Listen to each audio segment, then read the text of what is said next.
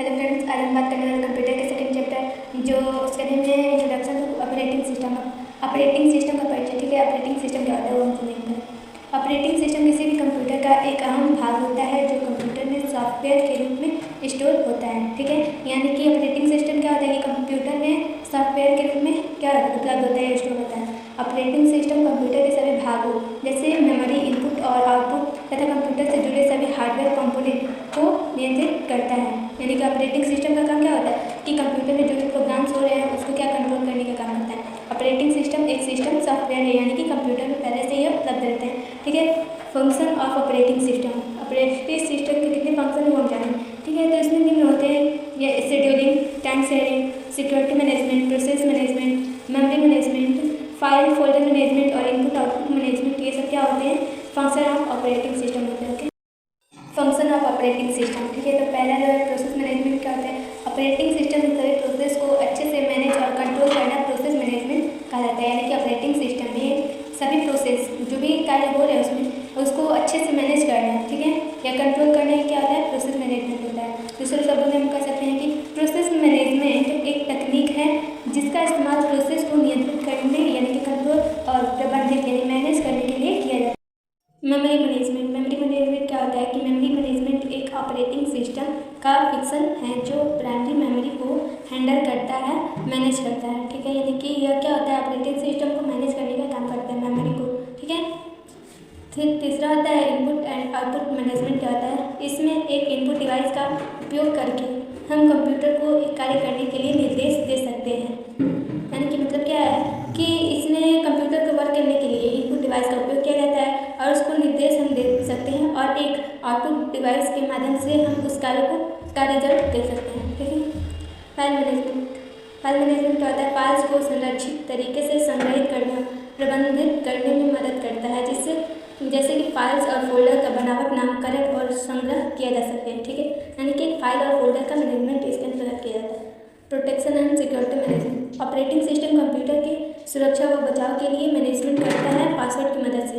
यानी कि हम अपने कंप्यूटर को प्रोटेक्ट करने के लिए पासवर्ड का यूज करते हैं, वो किसकी मदद से, प्रोटेक्शन एंड सिक्योरिटी मैनेजमेंट की मदद से। ओके, विंडोज़ डेवलप यानी कि कौन सा विंडो डेवलप किया गया, कौन सा वर्जन, उसको हम बताएंगे। ठीक है, तो वर्जन इसमें है विंडोज़ 1.01। इसको कब रिलीज किया गया था, 20 नवंबर 1995 को। ठीक है, विंडोज़ 3.1 ये कब रिलीज किया गया था, अप्रैल 1992 को। विंडोज़ NT 3.1 को कब किया गया था, 27 जुलाई 1993 को। विंडोज़ 95 को 24 अगस्त 1995 में। ठीक है, विंडोज़ 98 को कब किया गया था, 25 जून 1998 को। विंडोज़ 2000 को कब किया गया था, 17 फरवरी 2000 को। विंडोज़ M को 14 सितंबर 2000। विंडोज़ XP को 25 अक्टूबर 2001 को। विंडोज़ विस्टा को कब किया गया था, 30 जनवरी 2007। ठीक है, विंडोज़ 7 को कब किया गया था, 22 अक्टूबर 2009 को। विंडोज़ 8 को कब किया गया था रिलीज, 26 अक्टूबर 2012 को। विंडोज़ 8.1 को कब किया गया था, 18 अक्टूबर 2013 को। विंडोज़ 10 को कब किया गया था, 29 जुलाई 2015 को। विंडोज़ 11 को कब किया गया था रिलीज, 5 अक्टूबर 2021 को किया गया था। ठीक है, पॉपुलर ऑपरेटिंग सिस्टम कौन कौन से हैं, तो विंडोज़, एंड्रॉयड, मैकिंटोश, इसको मैक ओएस भी बोलते हैं, लिनक्स, यूनिक्स, ये सब क्या है, पॉपुलर ऑपरेटिंग सिस्टम है। ठीक है, ओएस। विंडोज़ को माइक्रोसॉफ्ट कॉर्पोरेशन के द्वारा डेवलप किया गया है। Types of operating system based on technology. यानी टेक्नोलॉजी के आधार पर ऑपरेटिंग सिस्टम कितने प्रकार के होते हैं। ऑपरेटिंग सिस्टम को टेक्नोलॉजी के आधार पर 5 भागों में बांटे हैं। पहला कौन सा है, सिंगल यूजर ऑपरेटिंग सिस्टम। इसमें क्या होता है कि इसमें एक समय में एक ही यूजर वर्क कर सकता है। इस प्रकार के ऑपरेटिंग सिस्टम में केवल प्रोग्राम एक ही समय में एग्जीक्यूट होता है। यानी कि कहने का मतलब क्या होता है कि सिंगल यूजर ऑपरेटिंग सिस्टम में किसी भी कंप्यूटर पर एक ही यूजर वर्क कर सकता है। ठीक है, एक समय में। एग्जाम्पल्स में MS-DOS, विंडोज़, ये सब क्या है, सिंगल यूजर ऑपरेटिंग सिस्टम के एग्जाम्पल्स है। दूसरा होता है मल्टी यूजर ऑपरेटिंग सिस्टम। इसमें एक कंप्यूटर सिस्टम पर एक साथ कई उपयोगकर्ता यानी कि यूजर्स को सिंगल ऑपरेटिंग सिस्टम से कनेक्ट और संचालित यानी कि चलाने यानी कि कंप्यूटर को करने की अनुमति देता है। ठीक है, एग्जाम्पल्स में यूनिक्स, लिनक्स, ये सब क्या है, मल्टी यूजर ऑपरेटिंग सिस्टम। ठीक है, तीसरा होता है single tasking operating system.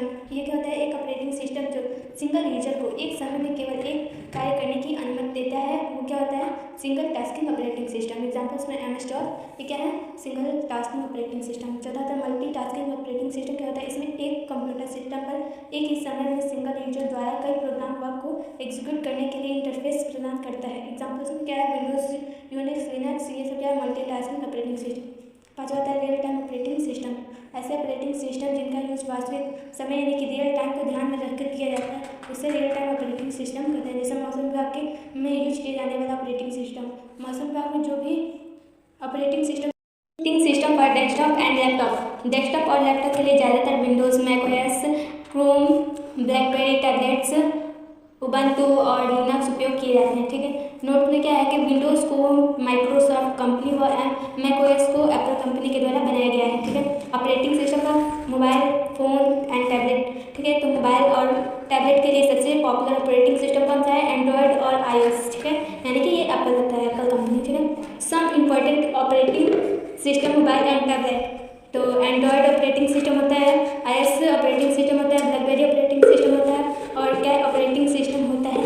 Okay, दूसरा होता है GUI यानी कि ग्राफिकल यूजर इंटरफेस। से क्या होता है, GUI एक प्रकार का यूजर इंटरफेस है जिसमें यूजर ग्राफिक्स के द्वारा एप्लीकेशन के साथ इंटरेक्ट करता है, जैसे कि आइकन्स, बटन्स, विंडोज आदि के जरिए GUI ने यूजर के लिए एक उच्च इंटरफेस का निर्माण किया है, जिसके द्वारा ही आज के समय में यूजर्स कंप्यूटर को आसानी से चला पाते हैं या चला सकते हैं। ठीक है, यानी कि इसमें ग्राफिक्स होता है और जो कि GUI में क्या होता है कि कैरेक्टर्स हम कोई भी कमांड यूज करना चाहते हैं, कोई भी अगर फंक्शन यूज करना चाहते हैं उसके लिए क्या होता है, कमांड हमको यूज करना होता है। लेकिन GUI में क्या होता है कि ये ग्राफिक्स दिया होता है, उसकी मदद से हम कोई भी यूजर इंटरफेस क्रिएट कर सकते हैं। ठीक है, यूजर इंटरफेस क्या है, इसे UI भी कहते हैं। यूजर इंटरफेस वह है जो यूजर को मशीन, एप्लीकेशन या सिस्टम के साथ इंटरेक्ट करने में सक्षम बनाता है और इसे कैसे चलाया जाए इस पर प्रतिक्रिया प्रदान करता है। ठीक है, या कंप्यूटर सिस्टम या यूजर्स के बीच संपर्क स्थापित करने की प्रक्रिया ही यूजर इंटरफेस होता है। यानी कंप्यूटर और जो यूजर्स उसको चलाने वाला है, दोनों के बीच जो संबंध होता है और जो कार्य होता है उसी को यूजर इंटरफेस कहा जाता है। ठीक है, यूजर इंटरफेस को दो भागों में बांटा गया है। कौन कौन सा है, पहला है CUI और दूसरा होता है GUI। CUI क्या होता है, कैरेक्टर यूजर इंटरफेस, यानी कि CUI में जिसमें कैरेक्टर को कीबोर्ड द्वारा टाइप किया जाता है। इस सिद्धांत पे काम करने के लिए यूजर का तकनीकी रूप से निपुण यानी दक्ष होना आवश्यक है। यानी कि क्या होता है कि CUI में क्या होता है कि कंप्यूटर में कैरेक्टर को कीबोर्ड की मदद से टाइप करके लिखा जाता है। ठीक है, इसमें जिन सॉफ्टवेयर का उपयोग किया जाता है उनके लिए कमांड और उसके सिंटैक्स याद रखना जरूरी होता है। ठीक है, क्योंकि इसमें कंप्यूटर को मिलने वाले निर्देश कमांड द्वारा दिए जाते हैं। यानी कि CUI में क्या होता है कि कोई भी हम कंप्यूटर को कमांड देते हैं तो वो कैरेक्टर के रूप में होता है। ठीक है, जिसे हम कीबोर्ड की मदद से टाइप करके अपने कमांड को पूरा करते हैं। ठीक, दूसरा होता है GUI यानी कि ग्राफिकल यूजर इंटरफेस। ये क्या होता है, GUI एक प्रकार का यूजर इंटरफेस है जिसमें यूजर ग्राफिक के द्वारा एप्लीकेशन के साथ इंटरेक्ट करता है, जैसे कि आइकन्स, बटन्स, विंडोज आदि के जरिए GUI ने यूजर के लिए एक उच्च इंटरफेस का निर्माण किया है, जिसके द्वारा फाइल क्या होता है, यह हमारे डेटा का कलेक्शन होता है जिसमें हम सभी प्रकार के इन्फॉर्मेशन को स्टोर करते हैं। यानी कि फाइल में बस इन्फॉर्मेशन को स्टोर किया जा सकता है, फाइल में हम किसी दूसरे फाइल और फोल्डर को नहीं रख सकते। यानी कि फाइल में हम किसी फोल्डर को नहीं रख सकते। फोल्डर क्या होता है, यह एक तरह का एम्प्टी बॉक्स यानी खाली बॉक्स होता है जिसमें हम किसी भी फाइल और फोल्डर को स्टोर कर सकते हैं। यानी कि फोल्डर में क्या होता है कि हम फाइल को रखते हैं, फाइल में फोल्डर को नहीं, फोल्डर में फाइल को रखते हैं। यूजर क्या होता है, हमारे कंप्यूटर को संचालित करने वाला यूजर कहलाता है। यानी कि हमारे कंप्यूटर को जो चलाता है वह यूजर होता है। यूजर अकाउंट क्या होता है, यूजर वह व्यक्ति होता है जो कंप्यूटर इंटरनेट सेवा का उपयोग करता है। एक यूजर के पास एक यूजर अकाउंट हो सकता है जो यूजर को यूजर अकाउंट के नाम से पहचानता है। ठीक है, यूजर अकाउंट कितने भागों में बांटे हैं, 3 भागों में बांटे हुए हैं, 3 प्रकार का होता है। तो पहला कौन सा है, एडमिनिस्ट्रेटर, दूसरा होता है स्टैंडर्ड और तीसरा होता है guest. Types of user account, यानी यूजर अकाउंट कितने प्रकार के होते हैं, तो 3 प्रकार के। पहला कौन सा, एडमिनिस्ट्रेटर यूजर अकाउंट। ये क्या होता है, एडमिनिस्ट्रेटर यूजर अकाउंट एक उपयोग खाता है जो आपको अन्य यूजर्स को प्रभावित करने वाले परिवर्तन करने देता है। एडमिनिस्ट्रेटर यूजर सुरक्षा सेटिंग बदल सकता है, सॉफ्टवेयर और हार्डवेयर इंस्टॉल कर सकता है और कंप्यूटर के सभी फाइल तक पहुंच सकता है।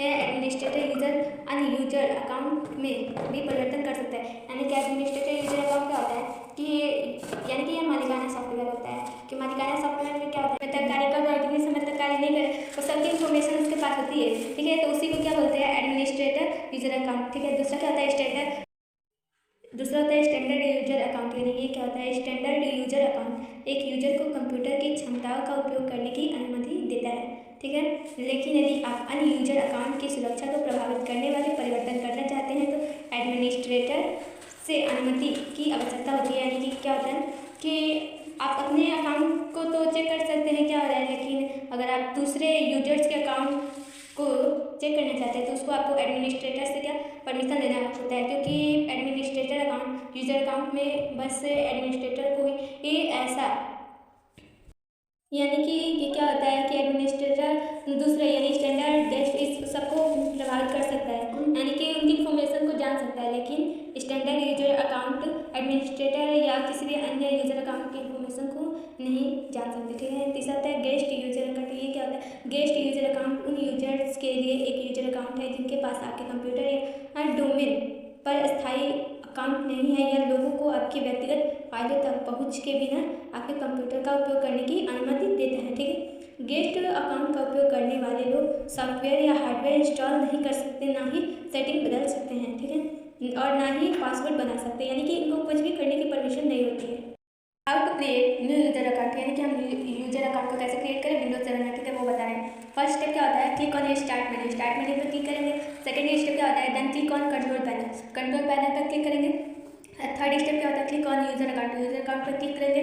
Fourth step again click on add और रिमूव ऑप्शन, यानी ऐड और रिमूव ऑप्शन पर क्लिक करेंगे। और फिफ्थ स्टेप क्या होता है? Next choose create a new account, ठीक है, उसके बाद इंटर। उसके बाद करेंगे सिक्स स्टेप क्या है? क्रिएट अ नेम, यानी कि कोई आप नाम डाल सकते हैं, क्रिएट कर सकते हैं। सेवंथ स्टेप क्या होता है? देन क्लिक कंटिन्यू, उसके बाद ओके कर देंगे, ठीक है, यानी कि ऐसे आपका क्या एक न्यू यूजर अकाउंट क्रिएट कर सकते हैं। कंट्रोल कीज कौन कौन से होते हैं? कुछ हम कंट्रोल कीज जो इंपॉर्टेंट होता है उसको हम देखेंगे, ठीक है। तो शॉर्टकट की में ये और फंक्शंस क्या होते हैं ये हम समझेंगे, ठीक है। कंट्रोल ए से क्या होता है? टू आर सेलेक्ट, यानी कि कोई भी हम फिगर या कुछ भी ड्रॉ करें उसको पूरा सेलेक्ट करने के लिए किसे कंट्रोल ए का। कंट्रोल से सी से क्या होता है? टू कॉपी सेलेक्टेड, यानी कि किसी भी चीज़ को कॉपी करने के लिए। कंट्रोल बी से पेस्ट करने के लिए, ठीक है। कंट्रोल एक्स से क्या होता है? यानी कि किसी टू कट सेलेक्टेड, यानी कि किसी भी पिक्चर को कट करने के लिए, ठीक है। कंट्रोल ओ से क्या होता है? टू ओपन ओल्ड फाइल को ओपन करने के लिए कंट्रोल ओ होता है। और कंट्रोल एन से क्या होता है? New to open new page, यानी कि न्यू पेज को ओपन करने के लिए कंट्रोल एन का यूज़ करते हैं। और कंट्रोल एस से क्या होता है? सेव मदर फाइल्स, यानी कि किसी भी फाइल को सेव करने के लिए कंट्रोल एस का यूज करते हैं। टास्क बार क्या होता है? यह डेस्कटॉप के सबसे नीचे वाली पट्टी को कहा जाता है, ठीक है। डेस्कटॉप के सबसे नीचे वाली पट्टी को क्या बोलते हैं? टास्क बार, जिसमें लेफ्ट साइड में प्रोग्राम आइकन्स सहित स्टार्ट बटन भी होता है और राइट साइड में अधिसूचना क्षेत्र यानी कि नोटिफिकेशन एरिया होता है। इसकी मदद से कंप्यूटर में चल रहे मल्टीपल प्रोग्राम्स के बीच स्विच यानी कि हट सकते हैं या कर सकते हैं, ठीक। आइकन्स क्या होता है? आइकन्स किसी प्रोग्राम या फाइल का एक छोटा यानी कि ग्राफिकल रिप्रेजेंटेशन यानी कि ग्राफिकल प्रतिनिधित्व है। जब हम किसी आइकन्स पर डबल क्लिक करते हैं तो उससे संबंधित फाइल या प्रोग्राम खुल जाते हैं ये जाएगा, ठीक है। आइकन्स को निम्न 5 भागों में बांटा गया है। कौन कौन सा? पहला था सिस्टम आइकन, दूसरा program icon, shortcut icons, file icons, folder icons, ठीक है। शॉर्टकट क्या होता है? शॉर्टकट मेन्यू से तात्पर्य उस मेन्यू से होता है जो किसी भी फाइल या फोल्डर या प्रोग्राम पर राइट क्लिक करने पर यूजर को विकल्प उपलब्ध कराता है कि उस पर फाइल या फोल्डर का प्रोग्राम के साथ यूजर को आगे और कौन सा कार्य करना है, ठीक है, उसी को चुन सकते हैं, ठीक है। शॉर्टकट का फाइल एक्सटेंशन क्या होता है? Dot link, okay. Running and application, ठीक है, यानी कि एप्लीकेशन को रन कराने के लिए डबल क्लिक करके भी रन हो सकता है, राइट क्लिक ओपन करके भी, सेलेक्ट और एंटर, किसी भी एप्लीकेशन को रन कराने यानी खोलने के लिए, ठीक है। क्लोज ऐप, यानी कि अपने ऐप को एप्लीकेशन को क्लोज करने के लिए क्या करते हैं? क्लिक ऑन क्लोज बटन, यानी कि कॉर्नर में क्लोज बटन दिया होता है, उसको क्लिक करेंगे तो क्लोज हो जाएगा।